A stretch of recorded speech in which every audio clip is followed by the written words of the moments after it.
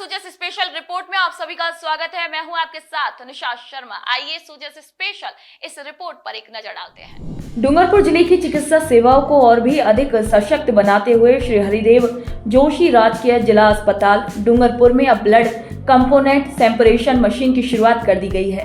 ये सुविधा अब मेडिकल कॉलेज से संबद्ध अस्पताल में उपलब्ध होगी। केंद्रीय स्वास्थ्य मंत्रालय के ब्लड सेंटर डिवीजन से लाइसेंस मिलने के बाद ये मशीन औपचारिक रूप से शुरू की गई है। इस मशीन की मदद से अब एक यूनिट रक्त से रेड ब्लड सेल्स यानी कि आरबीसी, प्लाज्मा और प्लेटलेट्स को भी अलग किया जाएगा।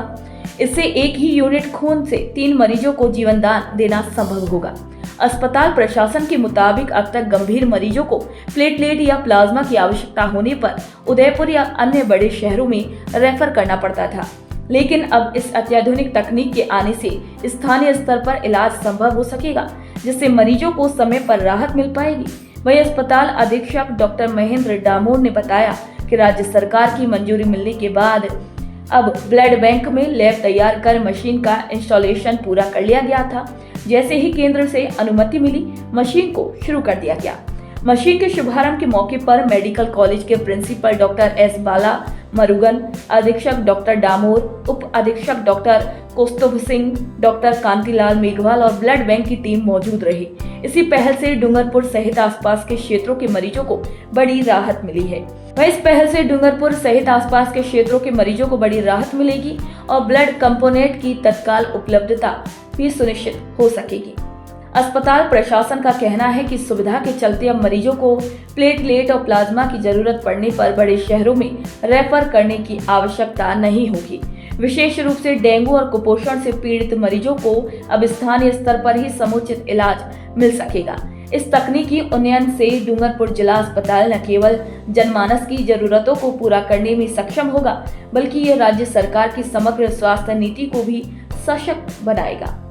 मुख्यमंत्री श्री भजनलाल शर्मा की दूरदर्शी सोच और चिकित्सा क्षेत्र में मानवीय दृष्टिकोण के तहत डूंगरपुर के श्री हरिदेव जोशी राजकीय जिला अस्पताल में ब्लड कंपोनेंट सेपरेशन मशीन की शुरुआत की गई। यह सुविधा ग्रामीण अंचलों के मरीजों के लिए एक बड़ी राहत बनकर सामने आई है। अब गंभीर रोगियों को आरबीसी, प्लेटलेट या प्लाज्मा की कमी होने पर जयपुर जैसे बड़े शहरों की दौड़ नहीं लगानी पड़ेगी। इस सुविधा से एक यूनिट रक्त को 3 भागों आरबीसी, प्लाज्मा और प्लेटलेट में विभाजित कर 3 मरीजों का जीवन बचाना संभव होगा।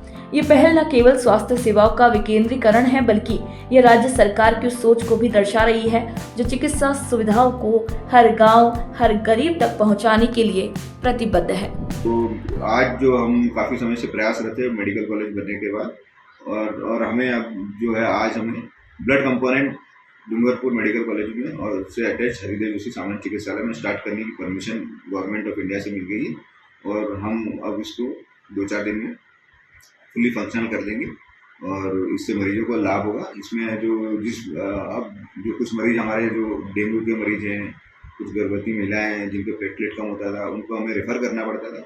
इससे अब ये होगा कि अब हमारे पास प्लेटलेट की सुविधा हो जाएगी, तो हम यहीं पे मरीजों का इलाज कर पाएंगे। रेफरल थोड़ा सा कम हो जाएगा और काफ़ी कम हो जाएगा।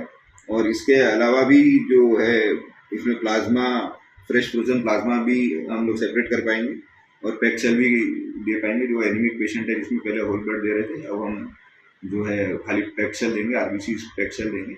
उससे क्या एक ब्लड का पूरा सदुपयोग होगा और काफ़ी सारे मरीजों को हम लाभान्वित कर सकते हैं 1 यूनिट ब्लड से। तो सूजस स्पेशल रिपोर्ट में आज के लिए इतना ही। फिर आप सभी से मुलाकात होगी नई खबर, नई जानकारियों के साथ। तब तक के लिए नमस्कार।